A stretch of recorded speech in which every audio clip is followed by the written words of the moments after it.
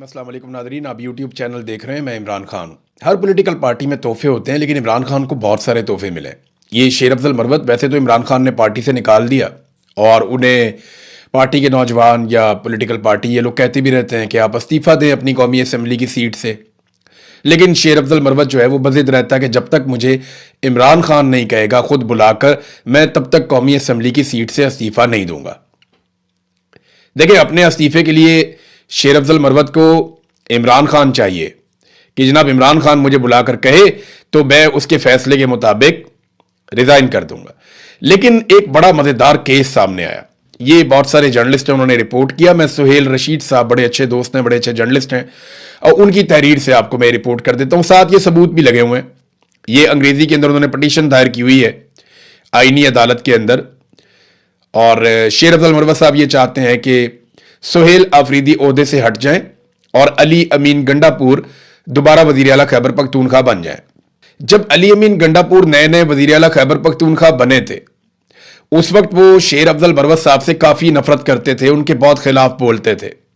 वो लोगों को ये बताते थे कि शेर अफजल मरवत कितना करप्ट है, वो बंदे लेकर आता है, वो मादनियात के काम करना चाहता है, वो पार्टियां घेरता है, उनसे पैसे लेता है, उसने पाकिस्तान के बाहर भी पैसे लिए। इस किस्म की बातें अली अमीन गंडापुर साहब लोगों से करते थे।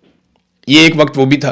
लेकिन फिर हमने देखा कि बड़ी शानदार दोस्ती हो जाती है दोनों के बीच में, और दोनों के बीच में से हवा भी नहीं गुजरती। फिर दोनों एक दूसरे की तारीफें करते हैं, जलसों के अंदर एक दूसरे के साथ जफियां डालते हैं और बड़ी कुर्बतें बढ़ जाती हैं। एक दूसरे को बहुत सपोर्ट करते हैं दोनों एक खास वक्त के बाद। फिर शेर अफजल मरवत साहब जो है वो खैबर पख्तूनख्वा हुकूमत में उनका तोती बोलता था, जैसे चाहते थे वैसे वो चीजें करते थे। तो अब वो दौर सुनहरा चला गया। अली अमीन गंडापुर साहब को इमरान खान साहब ने जेल से बैठकर हटा दिया, और एक और आदमी सुहेल आफरीदी, उसे इमरान खान ले आया कि जनाब इसको वजीर आला खैबर पख्तूनख्वा बना दें। अब ये इमरान खान की मर्जी है, वो अली अमीन गंडापुर को बनाए या सुहेल आफरीदी को बनाए। दोनों इमरान खान की पार्टी के लोग हैं। लेकिन शेर अफजल मरवत साहब जो बार बार ये कहते हैं कि मैं कौमी असम्बली की सीट तब छोड़ूंगा जब मुझे इमरान खान साहब बुलाकर खुद कहेंगे। अब उन्होंने जो पटिशन दायर किया उसमें बड़ा मजेदार उन्होंने मौकिफ ले लिया। वो ये कहते हैं अदालत को कि ये सारा कुछ ही गलत हो गया, आप हटाएं सुहेल आफरीदी को और उसकी जगह पर लेकर आए अली अमीन गंडापुर को, ताकि वो कंटिन्यू करे वजीर आला के तौर पे। अब ये बात कोई अली अमीन गंडापुर ने खुद नहीं कही, लेकिन शेर अफजल मरवत ने ये पटिशन डाली है। तो अली अमीन गंडापुर और शेर अफजल मरवत की दोस्ती तो सबको पता है। अब मरवत साहब ने जो एक वजह बताई वो बड़ी मजेदार है। मरवत साहब अदालत को बताते हैं, यानी अपनी जो आईनी पटिशन है, अपनी दरखास्त है उनकी, उसके अंदर वो ये कहते हैं कि शेर अफजल मरवत ने कहा कि इमरान खान को अपनी दरखास्त में सजा याफ्ता नाअहल शख्स लिखते हुए कहा कि उसके दबाव पर लिए गए इस्तीफे की कोई आईनी और कानूनी हैसियत नहीं है। यानी शेर अफजल मरवत ये कहते हैं कि इमरान खान एक सजा याफ्ता नाअहल शख्स है और इमरान खान के दबाव पर लिए गए इस्तीफे की कोई आईनी और कानूनी हैसियत नहीं है। अब ये तो गंडापुर को बुलाकर अदालत पूछेगी जनाब आपने खुद इस्तीफा दिया या आपसे एक नाअहल शख्स ने इस्तीफा लिया, या अब वो मामला इस तरफ को जाएगा। सुहेल आफरीदी जो है वो अपनी अरकान असेंबली की ताकत से आकर बने, इमरान खान के कहने के ऊपर आकर बने। लेकिन इस वक्त ये जो सारा गेम हो गया ना, इसमें एक चीज साबित हो गई कि शेर अफजल मरवत ये समझते हैं कि इमरान खान सजा याफ्ता और नाअहल शख्स है और उसके फैसलों के ऊपर किसी का कोई सियासी फैसला नहीं हो सकता।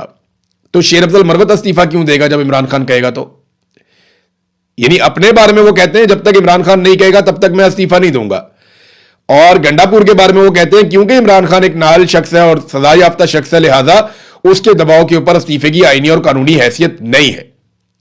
तो जनाब बहुत सारे लोग बेनकाब हुए और बड़ी जबरदस्त खबरें इनके हवाले से आती रहती हैं।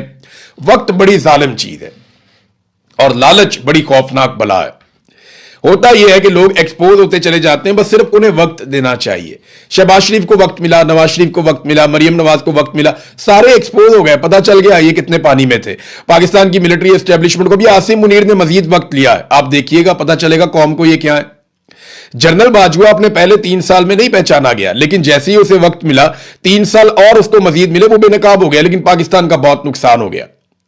तो अब पाकिस्तानी खड़े होंगे, कब खड़े होंगे इसके बारे में हम बात करते हैं आगे चलकर। लेकिन बलूचिस्तान और खैबर पख्तूनख्वा को गंदम नहीं दी जा रही।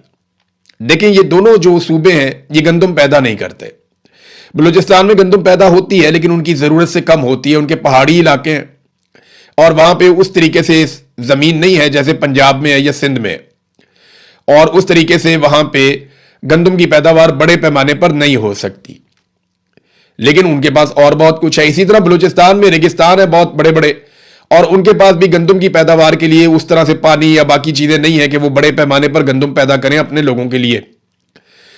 तो होता यह है कि खैबर पख्तूनख्वा से बिजली, गैस और बहुत सारी मादनियात और पानी ये सब जाता है पंजाब में और सिंध में। उसके बदले में यहां से गंदम जो है वो खैबर पख्तूनख्वा को मिलती है। तो मिलजुल कर ही काम चलता है ना। इसी तरह बलूचिस्तान से बेशुमार मादनियात, बहुत बड़े पैमाने पर गैस, कोयला, पूरा पाकिस्तान इसका फायदा उठाता है, और बलूचिस्तान के लोग जिनकी तादाद बहुत कम है उन्हें इसके बदले में गंदम भी मिलती है। लेकिन हुआ यह कि सिंध और पंजाब दोनों की हुकूमतों ने गंदम की नकलो हरकत के ऊपर पाबंदी लगा दी, क्योंकि देखें गंदम की पैदावार कम हुई हुकूमत की पॉलिसीज की वजह से। किसान को बहुत मार पड़ी है गुज़िश्ता चंद सालों में। किसान का इन्होंने कचूमड़ निकाल के रख दिया, वो बेचारा कैसे पैदावार को बढ़ाए। पैदावार लगातार कम हो रही है और ये गंदम रोक कर बैठ गए।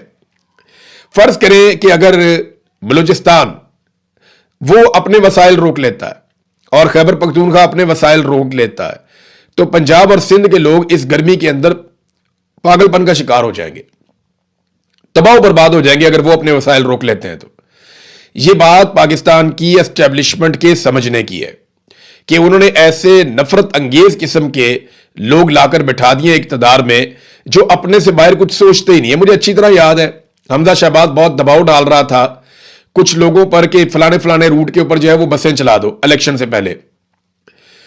तो उन्होंने बताया जनाब वहां पे तो सड़क ही नहीं है, वो प्रॉपर जगह ही नहीं है, वहां पे आप कह रहे हैं बस चला दो, वहां डकैतियां पड़ती हैं शाम को, हम तो चला ही नहीं सकते, वो तो सारा बर्बाद हो जाएगा। तो हमजा शहबाज ने यह कहा था उन्हें कि यार 10 दिन के लिए चला दो, 15 दिन के लिए, सिर्फ इलेक्शन वाले दिन तक चला दो, उसके बाद बेशक बंद कर देना। तो ये अपना हर फैसला अपने जाती और सियासी मफाद के अंदर करते हैं, उससे बाहर निकल कर नहीं करते।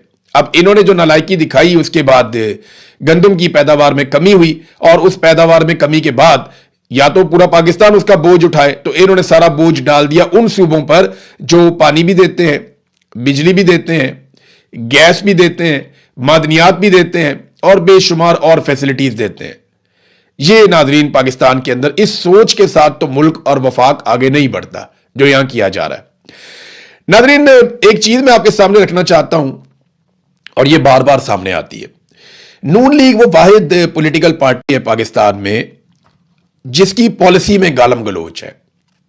यानी नून लीग में आप देखें जो आदमी जितना बदजबान और बदतमीज होगा उसको उतना अच्छा ओहदा मिलता है, वो उतने अच्छे मुकाम पर पहुंच जाता है। जो आदमी जैसी बेशर्मी कर सकता है उतना ज्यादा उसको इख्तियार मिलता है। बाकी जमातों में लोग हैं, तमाम पॉलिटिकल पार्टीज में हैं जो इखलाक से गिरी हुई बात करते हैं, जाती जिंदगी के ऊपर कीचड़ उछालते हैं, सोशल मीडिया पे भी हैं, वैसे भी हैं, लेकिन पॉलिटिकल पार्टीज उनको ओन नहीं करती। यानी पीटीआई के बहुत सारे ऐसे सपोर्टर्स हैं जो ऐसी बात करते हैं जो इखलाकी नुक्ता नजर से गलत है। इसी तरह पीएमएलएन के भी हैं, पीपल्स पार्टी के भी हैं, जमात इस्लामी के, हर जगह पे हैं। लेकिन जहां जहां पे ऐसे सपोर्टर्स हैं, तरीके लब्बैक वालों के भी हैं, सबके हैं। लेकिन मजे की बात यह है कि नून लीग के अलावा कोई और पॉलिटिकल पार्टी ऐसे घटिया और जूमानी और बदतरीन जुमले कसने वाले और जाती जिंदगियों में घुसने वाले लोगों को कोई सपोर्ट नहीं करता, कोई उन्हें ओन नहीं करता। नून लीग ओन करती है। यानी जितनी गंदी और गलीज गाली देने वाला अकाउंट होगा ना, उसके फॉलोअर की लिस्ट में जाएंगे तो आपको नून लीग की क़यादत मिलेगी, खासतौर पे मरियम नवाज। वो एक बहुत ही घटिया और गलीज गालियां देने वाला आदमी आता है, ये नून लीग की क़यादत उसका इस्तकबाल करती है, उसको प्रोटोकॉल देती है। अभी एक और घटिया गालियां देने वाला आदमी आता है तो उसके लिए तकारीब मुनक्कद की जाती है। यानी आपको इमरान खान किसी एक ऐसे आदमी को फॉलो करता हुआ नजर नहीं आएगा, इवन पाकिस्तान तहरीक इंसाफ की लीडरशिप भी आपको ऐसे लोगों को फॉलो करती हुई नजर नहीं आएगी जो गालम गलोच करते हैं। लेकिन जब आप देखेंगे दूसरी तरफ पीएमएलएन को, तो ये सब लोग पॉलिसी के तहत उन अकाउंट्स को, उन लोगों को फॉलो करते हैं जो गंदी गालियां देते हैं। देखिए जुल्फिकार जी भुट्टो या इमरान खान, उन्होंने नौजवानों को सवाल करना सिखाया, उन्होंने नौजवानों को बताया कि जनाब आप सवाल करें, आप इनसे जवाब मांगें, आप आर्गुमेंट करें। इसी आर्गुमेंट को पाकिस्तान की पॉलिटिकल एलीट, जिसमें पीपल्स पार्टी भी आज शामिल है, पीएमएल-एन है, बाकी पॉलिटिकल पार्टीज हैं, या पाकिस्तान की एस्टेब्लिशमेंट सबसे मेन इसका कैरेक्टर है, ये सारे ये समझते हैं कि नौजवान जब सवाल करता है तो वो बदतमीजी है, ये हमसे सवाल कैसे कर सकता है। इंडिया में नौजवान सवाल उठा रहे हैं। आपको मैं इंडिया में बड़ी मजेदार आपको मैं किस्सा बताता हूं। इंडिया के जो चीफ जस्टिस है सूर्यकांत, उन्होंने 15 मई को, यानी अब से एक हफ्ता पहले, उन्होंने अदालत में एक प्रोसीडिंग चल रही थी, उसके दौरान उन्होंने कुछ रिमार्क्स दे दिए। वो रिमार्क्स क्या है, मैं आपको बताता हूं। There are youngsters like cockroaches, कि यहां कुछ ऐसे नौजवान हैं जो कॉकरोच की तरह हैं। ये कॉकरोच आप जानते हैं ना, वो लाल बेग जिसे कहते हैं, ये उसके बारे में उन्होंने कहा यहां पे कुछ ऐसे नौजवान हैं जो कॉकरोच की तरह है और उन्हें नौकरियां नहीं मिलती या उन्हें कोई जगह नहीं मिलती किसी प्रोफेशन के अंदर। तो उनमें से कुछ जो है वो मीडिया में चले जाते हैं, कुछ जो है वो सोशल मीडिया पे चले जाते हैं, कुछ जो है वो राइट टू इंफॉर्मेशन के एक्टिविस्ट बन जाते हैं या दीगर चीजों में एक्टिविस्ट बन जाते हैं और सबके ऊपर हमले करना शुरू कर देते हैं। यानी नौजवानों को, पढ़े लिखे नौजवानों को कॉकरोच कहकर मुखातिब किया चीफ जस्टिस ने। तो रद्देअमल के तौर पर, इस ताने के रद्देअमल के तौर पर, वहां इंडिया के नौजवानों ने कॉकरोच पार्टी अनाउंस कर दी और नाम रखा पार्टी का कॉकरोच जनता पार्टी। अब तक लगभग उसके साथ बहुत बड़ी तादाद में लोग जुड़ चुके हैं और जो डाटा सामने आ रहा है आप हैरान हो जाएंगे। इसी ताने को हथियार बनाते हुए इंडियन नौजवानों ने 10 मिलियन से ज्यादा फॉलोअर इकट्ठे कर लिए हैं। लगभग 1 करोड़ लोग उन्होंने अपने साथ जोड़ लिए हैं। ये एक नौजवान है अभिजीत दीपक, ये 30 साल इसकी उम्र है। इसने इसको शुरू कर दिया फौरी तौर पे और नौजवानों को कॉकरोच कहा कि वो कुछ कर नहीं पाते। तो उसके बाद कॉकरोचों ने भारत पे हमला कर दिया। अब नौजवान डिस्कशन कर रहे हैं कि जनाब पिछले 10-12 साल में हमें क्या मिला। वो ये कह रहे हैं कि इंडिया की पॉलिसीज गलत हैं, नौजवानों को नौकरियां और बेहतर मुस्तकबिल नहीं मिल रहा, दुनिया नौजवानों को इस्तेमाल कर रही है और इंडिया नौजवानों को स्पॉइल कर रहा है। तो नौजवान बड़े जबरदस्त तरीके से इंडिया में भी खड़े हुए। इससे पहले बांग्लादेश में हमने देखा, नेपाल में हमने देखा कि जुल्म और ज्यादती के खिलाफ नौजवान खड़े होते हैं। पाकिस्तानी नौजवानों को भी एक दिन खड़ा होना पड़ेगा। हकायक उनके सामने अब कुछ भी ढका छुपा नहीं है। वो जानते हैं कि पाकिस्तान के साथ बुरा किसने किया और पाकिस्तान का मफाद किसके साथ है। देखिए, पाकिस्तान का मफाद पाकिस्तान के नौजवानों के साथ है। पाकिस्तान का मफाद पाकिस्तान की अवाम के फैसले में है। मिलिट्री एस्टेब्लिशमेंट बंद कमरों में जो करती रही है या जो कर रही है, इसके साथ पाकिस्तान का मफाद नहीं है। पाकिस्तान लगातार नीचे गया पाकिस्तान की मिलिट्री एस्टेब्लिशमेंट के घटिया फैसलों की वजह से। नादरीन, इससे पहले कि आगे बढ़ें, कुछ बैनुल-अक़वामी खबरें भी हैं, उनकी तरफ जाएं। लेकिन मैं आपको याद दिलाना चाहता हूं कि हमने आपसे रिक्वेस्ट की थी कि टैप टैप सेंड एक मनी ट्रांसफर एप्लीकेशन है और इसके जरिए से ओवरसीज पाकिस्तानी अपना पैसा पाकिस्तान में भिजवा सकते हैं। इसकी तफसीलात आप अपनी स्क्रीन पर देख सकते हैं। इस एप्लीकेशन को आप इस्तेमाल कीजिए। अब आ जाते हैं खबरों की तरफ। नादरीन, सबसे पहले तो बाजोड़ के अंदर एक ड्रोन गिरा और उसमें एक बच्चा जो स्कूल जा रहा था, एक मासूम बच्चा, वो शहीद हो गया। कुछ बच्चे जख्मी भी हो गए। लेकिन यही बच्चा अगर किसी गटर में गिरकर शहीद हो जाता ना, तो क्योंकि यह कसूर होना था एक सियासतदान का या सियासी जमात का या किसी एक हुकूमत का, तो पाकिस्तान के मीडिया ने वावेला मचा देना था, रोला डाल देना था। पाकिस्तान के मीडिया ने इसके जमीन आसमान के कलाबे मिला देने थे। पाकिस्तान के मीडिया ने क्या कुछ कर देना था, आपको अंदाजा है। लेकिन क्योंकि यह ड्रोन के नतीजे में बच्चा शहीद हुआ है, तो इसके ऊपर पाकिस्तान का मीडिया नहीं बोलेगा, बिल्कुल सन्नाटा रहेगा। वजह यह है कि इसका खुरा जाके मिलिट्री एस्टेब्लिशमेंट के साथ मिलता है। देखिए, अगर यह ड्रोन पाकिस्तान की फौज का था तब भी, और अगर यह किसी दुश्मन का था तब भी, जिम्मेदारी तो पाकिस्तान की मिलिट्री एस्टेब्लिशमेंट की है ना, पाकिस्तान की इंटेलिजेंस एजेंसियों की और सिक्योरिटी एजेंसीज की ये रिस्पॉन्सिबिलिटी है। अगर ये ड्रोन अपना था तब भी अपना बच्चा शहीद हो गया। अगर ये ड्रोन किसी और ने मारा था तब भी आप रिस्पॉन्सिबल हैं कि एक मासूम बच्चा जो स्कूल जा रहा था, जिसका एक शानदार मुस्तकबिल हो सकता था, वो बच्चा स्कूल जाते हुए शहीद हो गया और उसकी लाश के साथ उसका बस्ता पड़ा हुआ अस्पताल में। लेकिन पाकिस्तान का मीडिया इस पर बात नहीं करेगा क्योंकि इसमें किसी सियासतदान की गलती नहीं है, इसमें किसी आम आदमी की गलती नहीं है। जहां पे गलती कभी मिलिट्री एस्टेब्लिशमेंट की निकल आए, वहां पे पाकिस्तान का मीडिया गलती पे पर्दा डालने की कोशिश शुरू कर देता है और यही करते हैं हमेशा। नाज़रीन, डोनाल्ड ट्रंप की हरकतों से डेमोक्रेट्स की सोच बहुत बड़े पैमाने पर बदली है। यानी रिपब्लिकन्स तो बदल रहे हैं, वो मैं आपको बताता रहता हूं वक्तन फवक्तन, लेकिन जो डेमोक्रेट्स के वोटर हैं, क्योंकि मैं इसका इसलिए जिक्र कर रहा हूं कि अगली बारी अब रिपब्लिकन्स नहीं आएंगे, اگلی مرتبہ ڈیموکریٹس آئیں گے. یہ سب کو نظر آ رہا ہے, یہ اب اوپن ہے. دیکھیں ابھی الیکشن میں 2 سال پڑے ہیں, 2.5 سال پڑے ہیں, لیکن مجھے نہیں لگتا کہ ریپبلکن دوبارہ الیکشن جیت پائیں گے جو کچھ ڈونلڈ ٹرمپ نے کر دیا. تو ٹرمپ کی حرکتوں سے ڈیموکریٹس کی سوچ میں بہت بڑی تبدیلی آئی ہے. اب 75% ڈیموکریٹ ووٹرز یہ سمجھتے ہیں کہ اسرائیل کو ہتھیار نہیں دیے جانے چاہیے.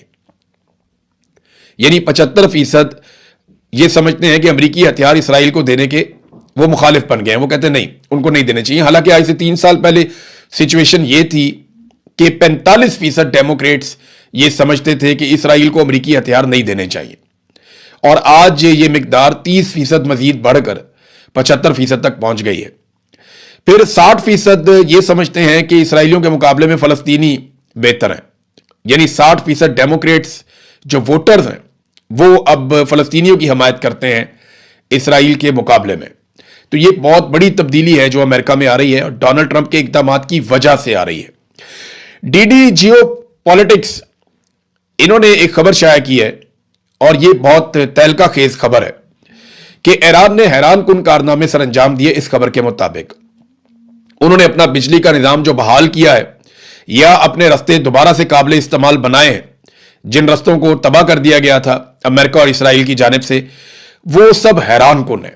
وہ کہہ رہے ہیں جی جو ہم نے اندازے اور تخمینے لگائے ہوئے تھے یا جو امریکہ کا اندازہ تھا اس سے بہت جلدی ایران نے اپنا انرجی کا انفراسٹرکچر یا اپنا روڈ انفراسٹرکچر بحال کر لیا. وہ بہت تیزی سے بحالی کے کام کی طرف بڑھ رہا ہے, اور سب سے خوفناک بات جو انہوں نے بتائی وہ یہ ہے کہ ایران نے اپنے ہتھیاروں کو نہ صرف محفوظ کیا بلکہ پروڈکشن بھی دوبارہ شروع کر دی ہے. اور یہ بھی بتایا گیا کہ اگر ایران کو جنگ بندی کے دن سے لے کر اگلے 6 مہینے تک کا وقت مل گیا تو وہ ہتھیاروں کے میدان میں اپنی پہلے جیسی حالت میں واپس پہنچ جائے گا, جبکہ امریکہ اور اسرائیل کو وہ ہتھیار واپس پانے میں جو انہوں نے استعمال کر دیے ہیں 3 سال تک کا وقت لگ سکتا ہے. ناظرین, اب جنگ بندی کی کوششیں کی جا رہی ہیں, اور یہ ایسا لگتا ہے کہ حتمی کوششیں ہیں. عاصم منیر اب ایران میں جا رہے ہیں کہ کچھ کر کے ایران کو منایا جائے, مگر مسئلہ جو ہے مین وہ وہی یورینیم کا ہے. کیونکہ امریکن میڈیا میں رپورٹ ہو رہا ہے جب ڈونلڈ ٹرمپ نے جنگ بندی کا ذکر کیا اور معاہدے کا ذکر کیا تو نیتن یاہو کافی بھڑک گیا تھا. پھر ٹرمپ نے نیتن یاہو کو یقین دلایا کہ جب تک کہ یورینیم کا معاملہ حل نہیں ہو جاتا, یورینیم کو ہم ایران سے نکال نہیں لیتے, تب تک ہم ایران کے ساتھ کسی قسم کا معاہدہ نہیں کریں گے اور جنگ بندی مستقل نہیں ہوگی.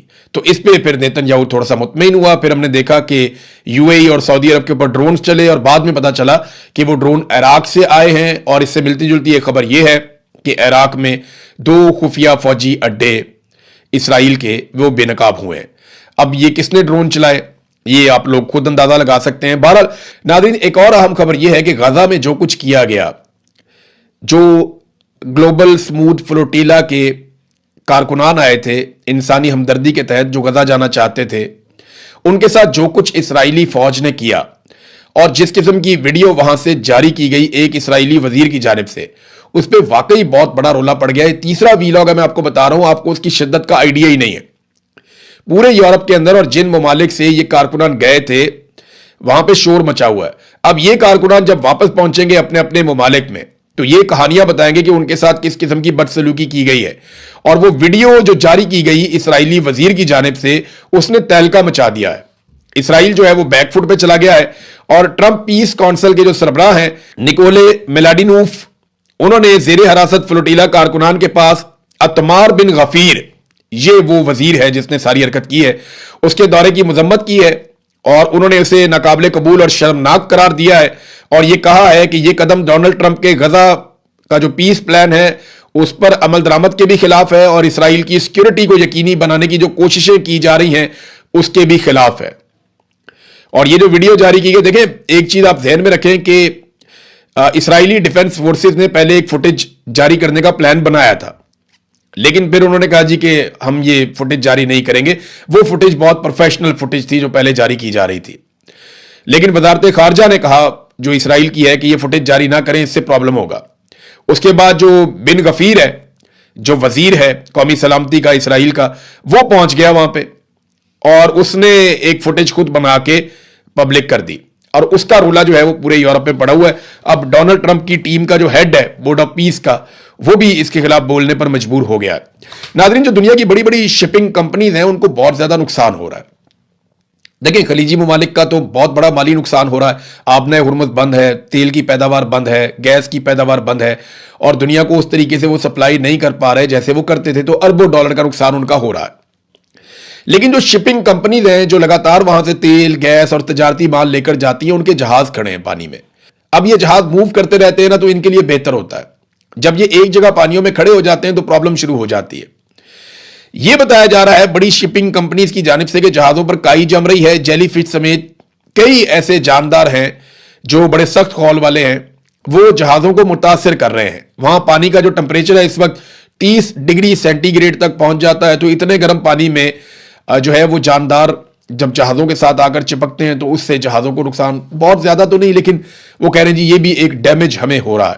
تو یہ جنگ جتنی جلدی ختم ہو جائے, جتنی جلدی صورتحال نارمل ہو جائے, اتنا ہی ایران کے لیے بھی اچھا ہے, پورے خطے کے لیے بھی اچھا ہے, پاکستان کے لیے بھی اچھا ہے, اور یورپ کے لیے بھی یہ اتنا ہی اچھا ہے جتنی جلدی یہ جنگ کے معاملات ختم ہو کے چیزیں نارملائز ہو جائیں. اب تک کے لیے اتنا ہی. اپنا خیال رکھیں.